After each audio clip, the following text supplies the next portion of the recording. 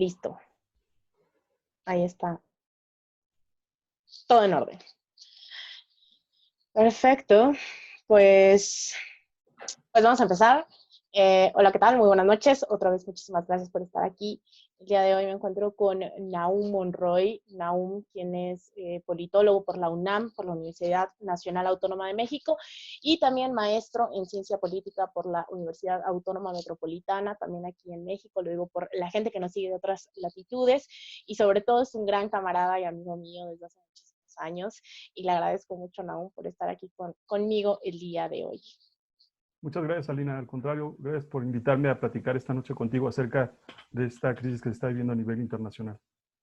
Y pues bueno, Nahum, tú acabas, para los que no sepan, Nahum acaba de regresar de Alemania, toda una travesía que tuvo que enfrentar para poder regresar con este colapso también vaya, los trenes, aviones, claro que todo el mundo está paralizado, pero sobre todo, Nahum, creo que mucha de la gente que nos está siguiendo el día de hoy le gustaría entender un poco qué atravesaste más allá de tu recorrido hacia acá, sobre todo qué implicaba para ti, qué es esa sensación de estar en Europa a mitad de una pandemia. Pues fue algo impresionante, Alina. Yo te lo puedo decir desde el término de la experiencia personal, porque uno espera que estando en Europa, que estando en países de una economía muy desarrollada, se pueda prever este tipo de crisis y se puedan adoptar medidas de manera inmediata.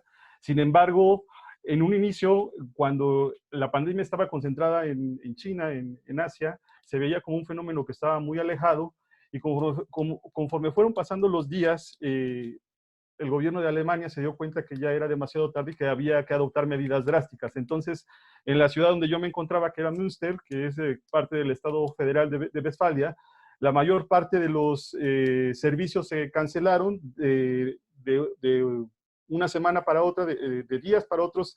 La actividad en las universidades, en las oficinas gubernamentales, en pequeños negocios, fue cancelada de manera inmediata, lo que llevó a la parálisis. Si tú, por ejemplo, lo piensas en términos de las personas que nos encontrábamos enrolados en programas académicos o realizando alguna actividad, implicó la suspensión total, el hecho de que cerrara a las principales aerolíneas, lo que es Lufthansa, que es la principal aerolínea alemana, canceló prácticamente todos los vuelos que ya tenía programados. Y conforme fueron sucediendo los días, se fueron adoptando medidas mucho más drásticas, ¿no? De manera, para mí, en términos personales, fue algo complicado porque yo ya tenía programado mi viaje y de repente resulta que ya no había la posibilidad de regresar, que uno tenía que esperar días ahí, y la otra situación era trasladarse hasta Ámsterdam para poder conseguir un vuelo, lo cual finalmente se pudo realizar, pero era muy, muy complicado. Te puedo hablar de sistema de trenes paralizado, servicios, pues únicamente lo básico, que es los supermercados, la situación de restaurantes o de negocios de comida únicamente para recoger alimentos, pero prácticamente toda la actividad paralizada en Alemania. Bueno, justamente, ¿qué significaba esto? Significaba poner a prueba el sistema sanitario de Alemania. También el debate es no solamente el sistema sanitario, sino claramente la economía. ¿Cuál ha sido la respuesta, Nahum, del gobierno alemán? Han hecho anuncios importantes, sobre todo Angela Merkel llamaba la atención este discurso que daba hace unos días, en donde pues prácticamente ponía esta economía y este contexto en general, más allá de todas las especificidades, como si estuviéramos saliendo en realidad de la Segunda Guerra Mundial. La solidaridad, decía, se pone a prueba. No es que yo coincida comúnmente con Angela Merkel, pero bueno, para dimensionar la magnitud de esto, hablaba de que la solidaridad que se necesitaba solo podía compararse con la que se necesitaba en la Segunda Guerra Mundial. ¿Qué es la respuesta? ¿Cuál ha sido la respuesta del gobierno alemán? El gobierno de Alemania ha puesto ahora mismo un programa de rescate a las grandes empresas y a las pequeñas empresas, que consiste en 825,000 millones de euros. Es una suma de dinero impresionante que no tiene precedentes y que se va a realizar fundamentalmente a costa del endeudamiento público. El Parlamento alemán, el Bundestag, aprobó de la mesa una restricción que tenía el gobierno de Alemania para endeudarse por encima del 3%, me parece, y con esto se va a inyectar una suma de dinero muy importante hacia todos aquellos sectores que necesitan paralizar ahorita sus actividades. Por ejemplo, se va a financiar lo que son pequeños negocios, lo que son restaurantes, lo que son peluquerías, lo que son instituciones de educación privada.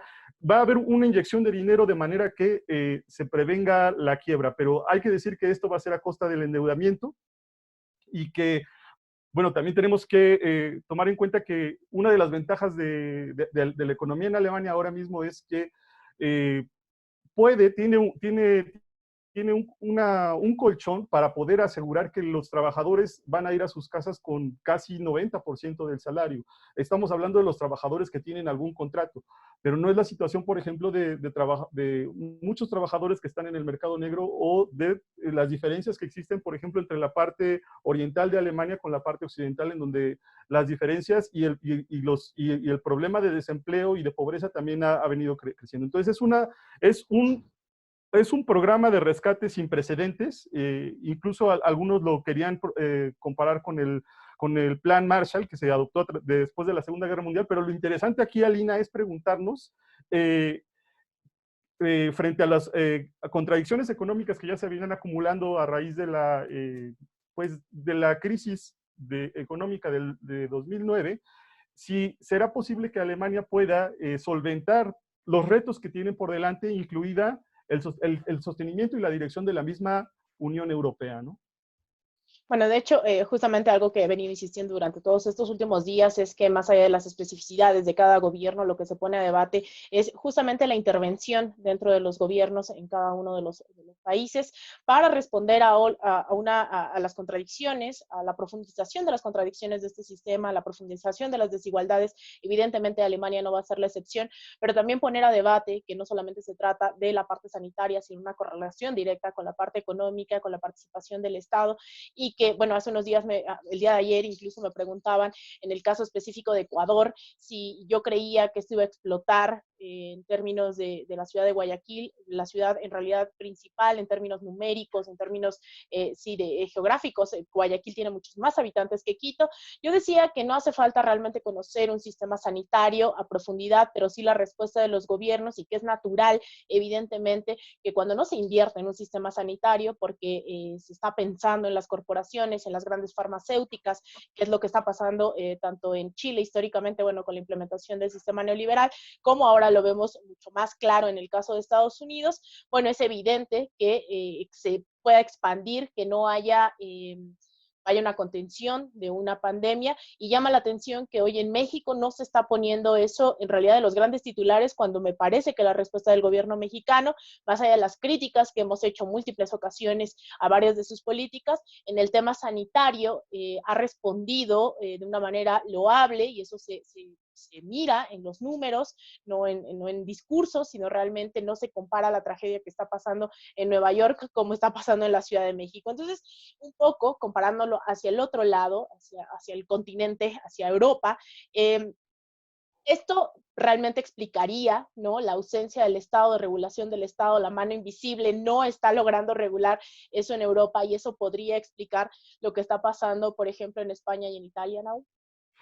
Sí, a mí me parece, Alina, qué bueno que lo mencionas, que lo que está reflejando la crisis del coronavirus, de la pandemia, es la crisis del capitalismo. Son todas las contradicciones que ya se venían acumulando desde 2009, ahora están acelerándose de una manera exponencial. No solamente las principales potencias del mundo fueron capaces de prever con suficiente tiempo la extensión del virus, sino que no lo han podido enfrentar.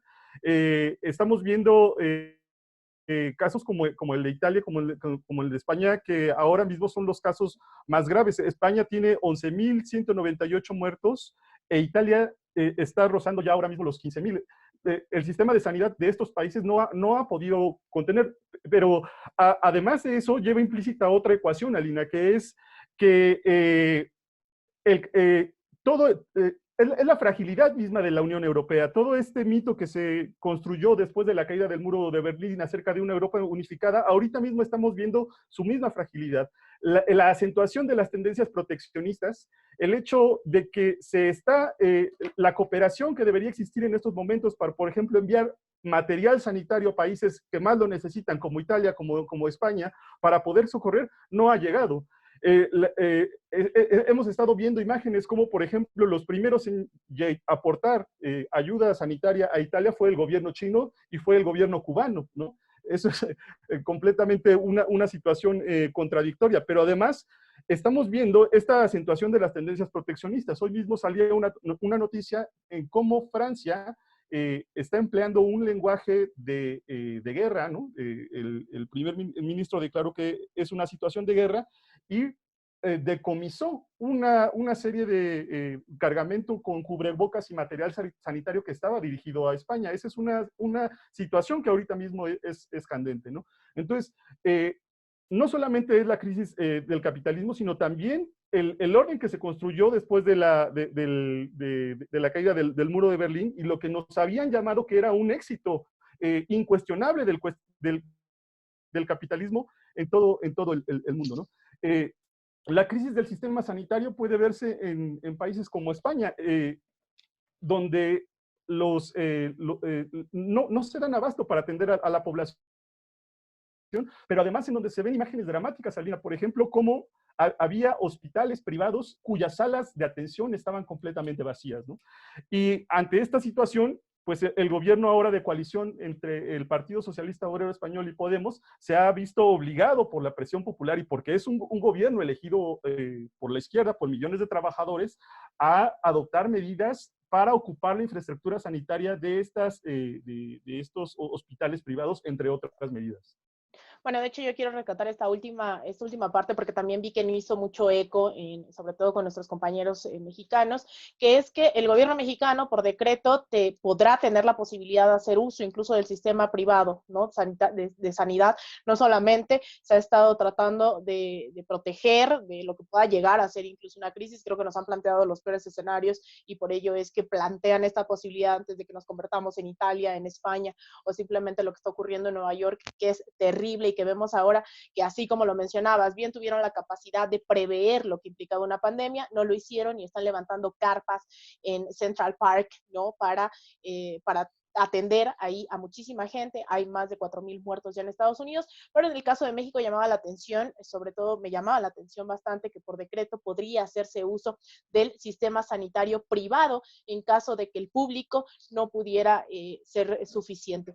Y por otra parte, rescato también esto que estás mencionando sobre la reconfiguración de las narrativas y sobre todo geopolíticamente de lo que está pasando, porque por muchos años, y es algo a lo que de verdad para mí parece el momento, ¿no? De que tanto a ti como a mí nos han dicho comunistas, ¿no? Pero en esta forma de los malvados del cuento, cuando en realidad lo que estamos viendo ahora es que esos grandes mitos del sueño americano, del welfare state, de estos países que pugnan por democracia en Venezuela, en Cuba y que están todo el tiempo preocupados, son los que están recibiendo ayuda de países precisamente como China, como Rusia, las mismas brigadas cubanas que hoy están partiendo a diferentes latitudes.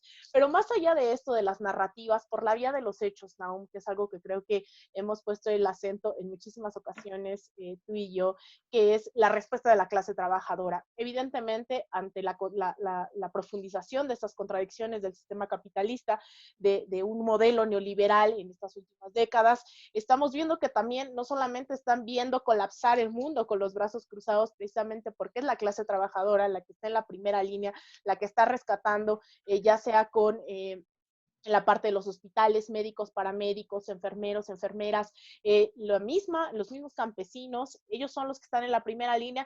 Sin embargo, bueno, digno de la clase, de la burguesía, evidentemente no les están dando estos derechos de irse de cuarentena, de que se les pague sin que vayan a trabajar por esta misma lógica, o los están despidiendo, hemos visto despidos masivos, pero no se están quedando de brazos cruzados. ¿Qué es lo que está pasando en Europa en ese sentido?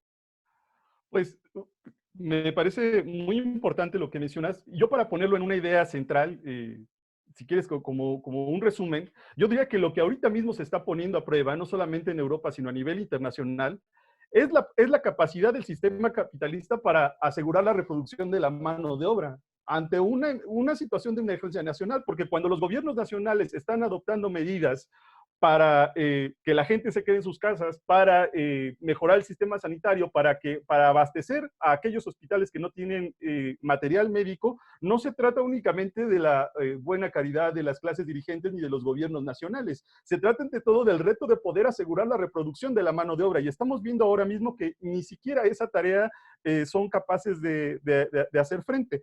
En efecto, Alina, se ha visto, por ejemplo, a mí me parece el caso ahora más interesante, el que se está viendo, la reacción que ha existido en Italia por parte de los trabajadores, no solamente del sector sanitario, sino, por ejemplo, también del sector metalúrgico, para orillar al gobierno a adoptar medidas de emergencia para que los trabajadores puedan ser enviados a sus casas sin que se les recorte el salario, sin que se les sancione, sin que se les despida y que puedan permanecer lo que significa el mes de cuarentena. Es el caso más, digamos, llamativo. La capacidad de respuesta y lo que se está configurando en Italia ha sido una respuesta muy fuerte ante el nivel de la emergencia, pero también hemos visto casos en España. Hay diversas empresas automotrices en las que los trabajadores han orillado a las empresas a paralizar la producción. Y no vamos muy lejos. Ahora mismo, si hablamos de México, ahorita mismo se está viviendo en Matamoros un conflicto muy fuerte, un enfrentamiento muy fuerte, debido a que el principal número de empresas maquiladoras transnacionales que están asentadas en Matamoros no quieren acatar la resolución que dio el gobierno mexicano de que deben enviar a los trabajadores con goce de sueldo completo hacia sus casas, ¿no?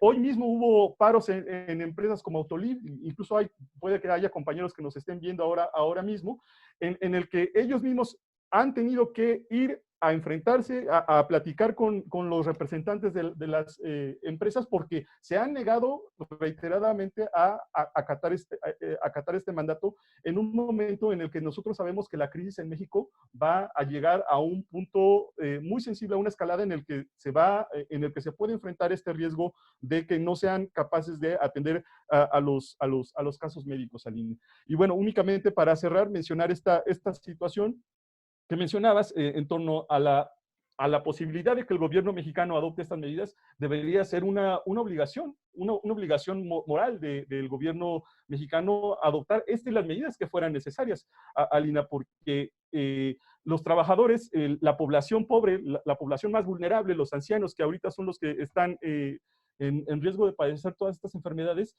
tienen que verse protegidos por un sistema de sanidad que pueda atender esta situación, así sea requerir ocupar el sistema de la sanidad privada e incluso pues nacionalizar aquellos elementos del sector sanitario en los que se nieguen a participar.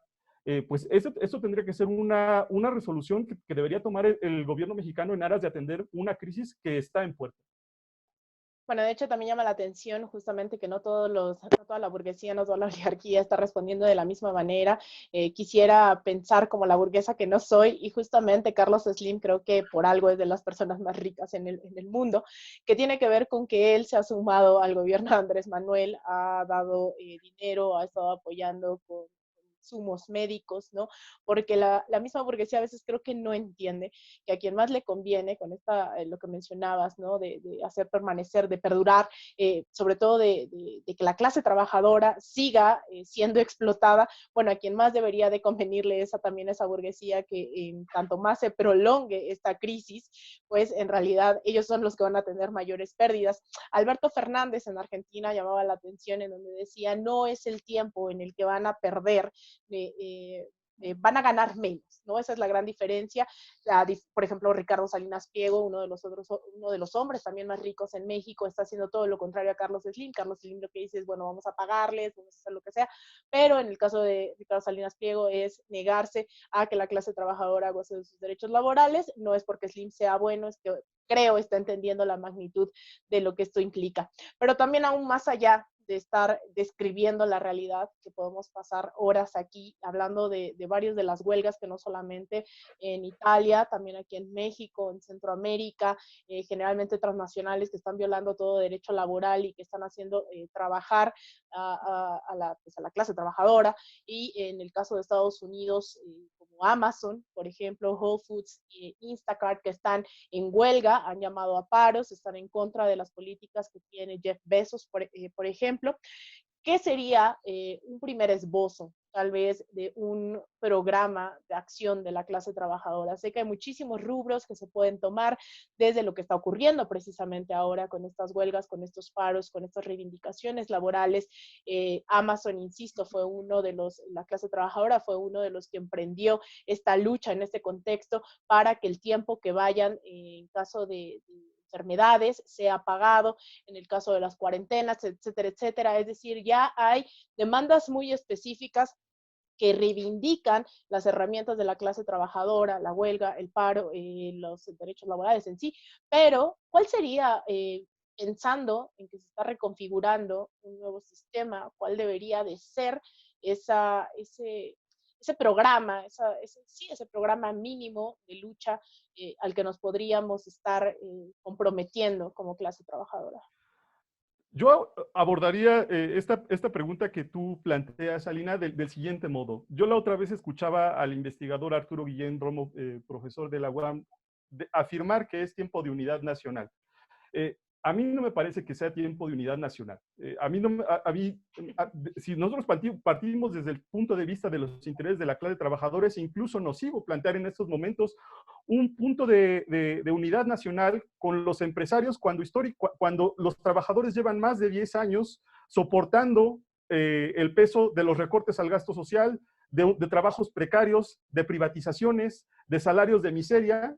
Si no queremos ver tanto la parte de México, vayamos a lo que sucedió, por ejemplo, en Europa, en el caso tan dramático que vivió, por ejemplo, Grecia.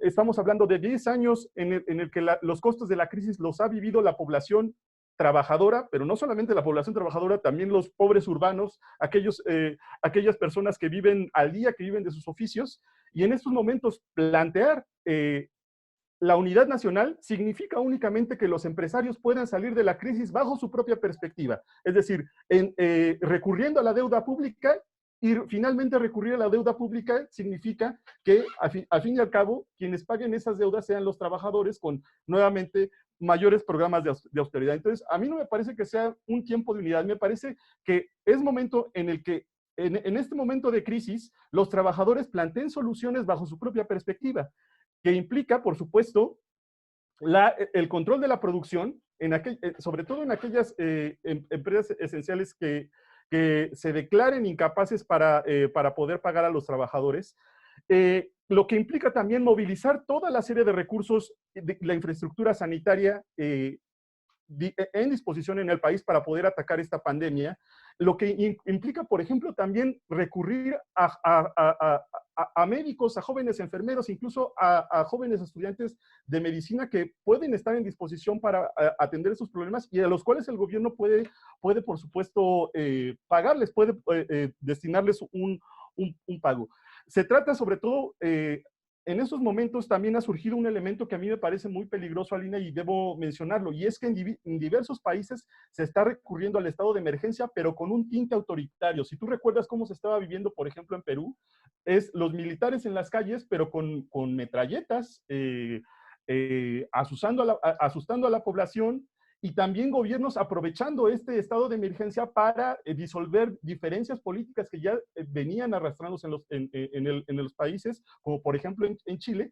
Y este reforzamiento de la autoridad del Estado, este reforzamiento de las instituciones de la policía, del ejército, contra la población, es en un momento determinado peligroso porque va a atentar contra los derechos de la población, los derechos democráticos de la población trabajadora, incluido, yo diría yo, el derecho de huelga, el derecho de que los trabajadores puedan protestar y manifestarse para poder defender sus derechos laborales. Eso también está en riesgo. Entonces, otro de los programas que a mí, de los puntos programáticos que a mí me parece que es muy importante, es que la población trabajadora en los barrios, en las comunidades, en los centros de trabajo, también pueda organizar no solamente la ayuda sanitaria, sino también organizar la seguridad. En México, por ejemplo, se hablaba recientemente acerca de Ricardo Salinas Pliego salió a decir esta situación acerca de los posibles casos de saqueo. Bueno, está comprobado en muchas situaciones como en casos de emergencia extrema, si el pueblo se encuentra organizado, el pueblo mismo es capaz de distribuir la ayuda, distribuir los recursos, pero también organizar la seguridad del pueblo. Y a mí me parece que este es un momento neurálgico específico para que esa organización surja de abajo, no para reforzar las estructuras de dominación, no para plantear una unidad nacional en abstracto con con las clases dirigentes que durante más de 10 años han hecho caer los costes de la crisis a espaldas de la población más pobre, y que, por cierto, hay que decir que en esta crisis, en esta pandemia son los sectores que se encuentran más asegurados, que tienen mayores posibilidades de quedarse en sus casas, que tienen servicio médico privado, que tienen seguros y que no van a padecer el mismo riesgo que pues toda la población que se encuentra desprotegida. Evidentemente son algunos puntos que a mí se me ocurren a bote pronto. Un programa debe ser construido en colectivo, en comunidad, pero a mí me parece que este es un momento esencial, Alina, para poder darle la vuelta a la ecuación. Y si el capitalismo se encuentra en crisis, bueno, ahora son los trabajadores en conjunto con la población más pobre del campo y la ciudad las que tienen que plantear alternativas de manera autónoma. ¿Te parece, Nahum, que es exagerado decir que realmente se puede suplantar al sistema capitalista en este momento histórico? Bueno, yo lo plantearía de la siguiente forma. Si nosotros no planteamos una alternativa urgente al sistema capitalista, lo que va a suceder es que nos va a arrastrar a una situación de barbarie en la que incluso la humanidad está en peligro de desaparecer. Durante mucho tiempo la ideología dominante nos hizo creer que la lucha de clases y la posibilidad de cambiar el sistema capitalista era una situación lejana. Nos repitieron día y noche que era algo del pasado, que ya no volvería a suceder, y 25 años después, 30 años después de la caída del muro de Berlín, estamos nuevamente en una situación de catástrofe en el que están incrementando los mismos síntomas de enfermedad senil del capitalismo, la pobreza, la barbarie, pero también otro punto, Alina, que hay que decir que es ahora muy peligroso, que es el resurgimiento de la xenofobia, del racismo, de expresiones de derecha y de extrema derecha, no solamente en Europa, sino también en América, y que eso también es parte de los síntomas de descomposición del sistema social. Entonces, vamos a ser muy concretos. Si nosotros no podemos plantear una alternativa al capitalismo, ¿cuándo va a ser? La situación es que el capitalismo está amenazando a la humanidad, y a mí me gustaría enlazar esto con otro, porque es muy interesante, con otro aspecto. No se trata solamente de la pandemia, eso hay que aclararlo. A diferencia de otras pandemias en la historia de la humanidad, como la que azotó a Europa durante el siglo XIV, la peste negra, estamos hablando que en ese momento no existían las herramientas científicas y tecnológicas para poder hacer frente a una amenaza como esta. Pero en la actualidad, cuando la investigación, cuando la industria farmacéutica es poderosísima, cuando existe una infraestructura médica en todo el mundo, cuando el hombre es capaz, la humanidad es capaz de explorar el espacio, es capaz de reproducir genéticamente un organismo, un organismo celular, es verdaderamente increíble que la barrera que impide que la humanidad contenga el impacto de esta pandemia sean los intereses de pues, los capitalistas, los intereses privados de las principales industrias y de los consorcios de la medicina y de las farmacéuticas. Entonces, pues me parece que así se debe responder, Alina. Si nosotros no somos capaces ahora de plantear una alternativa al capitalismo, entonces la otra situación es que es la misma amenaza a nuestra propia existencia como civilización, y al principio de esta fila, pues los más pobres, la población trabajadora, los más desamparados, como siempre. Claro, y de hecho a mí me gustaría agregar que también nos enfrentamos a otra cosa que no debería de faltar en nuestros análisis, que es el cambio climático, ¿no? Que eso también es un factor totalmente determinante para el próximo sistema, para lo que podamos construir el nuevo horizonte o como el nuevo modelo a seguir. Creo que no podemos omitir también el debate sobre el cambio climático, sobre cómo rescatar también al planeta, también sin caer en este discurso del virus, es el hombre, ¿no? El virus es ese sistema capitalista, realmente creo que lo hemos debatido durante toda esta plática, y que también también a mí me gustaría rescatar algo que te comentaba antes de entrar en vivo, que es esta superación de estos debates entre que si el capitalismo caerá por sí solo o realmente será por cómo actúe la clase trabajadora. Y esto lo pongo en perspectiva, sobre todo, como mencionabas, en el caso de Chile, en donde veíamos que desde el mes de octubre, día con día, estuvieron protestando el pueblo chileno, específicamente en el caso de Santiago de Chile, en la Plaza de la Dignidad, y que solo una pandemia pudo parar esta lucha. Sin embargo, hemos visto la respuesta a estas movilizaciones en contra del modelo neoliberal en América Latina, que fueron estados de sitio, toques de queda, asesinatos militares en las calles, que estamos hablando del 2020, finales del 2019, no estamos hablando de los 60, los 70, con estas dictaduras militares en América Latina, estamos hablando de Lenín Moreno llamando a toque de queda, asesinando a líderes, a activistas, a comunidades indígenas en Quito, y se tuvo que trasladar a Guayaquil, donde hoy es una tragedia.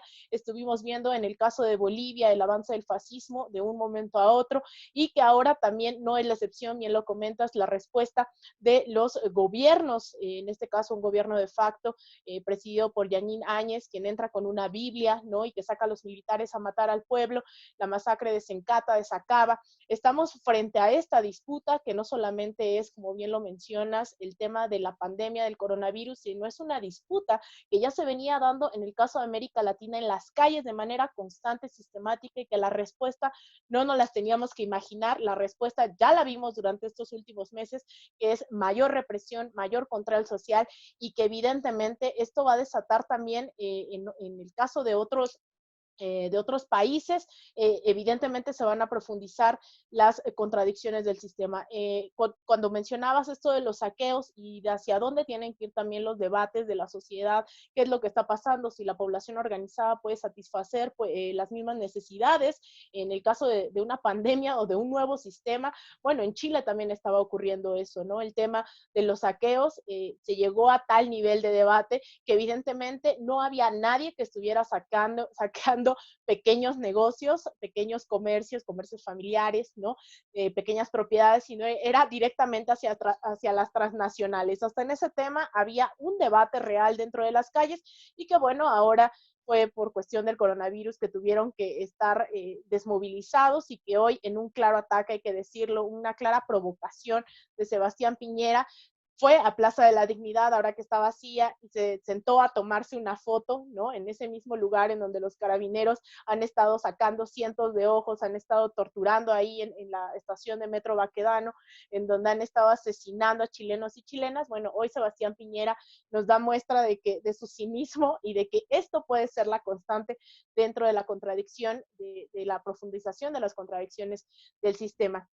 Por último, Nahum, en realidad creo que es un poco más de la parte de qué nos queda de esperanza. Realmente, ¿tú cómo ves esta movilización social, la respuesta de la sociedad? ¿Te da esperanza de que realmente podemos construir ese otro mundo posible? Yo soy una persona optimista, Lina. Veo rasgos importantes que están despertando de organización comunitaria en nuestro mismo país, a lo largo del mundo, de solidaridad que se empiezan a asomar. Sin embargo, también me gustaría recurrir al pesimismo de la razón, y me gustaría señalar aquellos elementos que están presentes y que representan una amenaza. Creo que es siempre importante pensar en esa situación. Estamos en un contexto de polarización social. No solamente hacia la derecha. A mí me gustaría recalcar eso. Yo no apoyo esta tesis que recurrentemente surge de que ya estamos al borde del fascismo y la de derechización. A mí me parece que es en ambos sentidos, que podemos presenciar movilizaciones masivas hacia la izquierda y hacia un despertar de la organización social y comunitaria, como en el caso de Chile, pero también tenemos la otra cara de la moneda, lo que vimos en Bolivia, la amenaza de una restauración contrarrevolucionaria, hay que decirlo así, en Venezuela, y otros peligros que están amenazando con el resurgimiento de expresiones de derecha y xenofóbicas. Me parece que terminando esta crisis del coronavirus, o durante esta crisis del coronavirus, la perspectiva inmediata es ese acentuamiento de esa polarización social, además de una recesión económica que está ya más que anunciada, que ahora ya mismo ya la pregunta no es si se va a dar o no, sino cuándo se va a dar una recesión económica, producto de también de la parálisis productiva que se está viviendo en todo el mundo, del incremento de los precios del petróleo, de la devaluación de las monedas de todos los países emergentes. Ese va a ser el escenario y en ese sentido hay que plantear claramente que el capitalismo por sí mismo no va a desaparecer. Va a entrar en una crisis profunda, lo que implica la ruina general de la civilización y el peligro de que los que sean arrastrados al caos, a la muerte, a la desesperación primero, sean los más pobres. Pero el capitalismo por sí mismo no va a desaparecer, necesita la intervención activa, colectiva, de los trabajadores y de todos los oprimidos, ¿no? Entonces, me parece, yo no dejo de ver esos dos escenarios, tanto los positivos que se están asomando, como también los que actualmente ya se están asomando y representan lo que, pues en esta película de Ingmar Bergman se decía, el huevo de la serpiente, ¿no? Y que no debemos de dejar de ver allí. Perfecto, pues muchísimas gracias, Nahum. Como siempre, me gusta platicar contigo, reflexionar juntos. Entonces, esperemos que esto lo hagamos más seguido. Te agradezco tu Gracias, amiga. tiempo y, bueno, Gracias a agradecer ti. a todos los que nos acompañaron la noche de hoy. Esperamos hacerlo, insisto, más seguido. Y, bueno, para cualquier tema, consulta, lo que sea, ahí tienen a Nahum, quien aporta bastante al debate desde hace muchísimos, muchísimos años. Entonces, me despido. Nos vemos el día de mañana. Espero hacer otra transmisión y seguimos en este debate. Buenas noches. Hasta luego.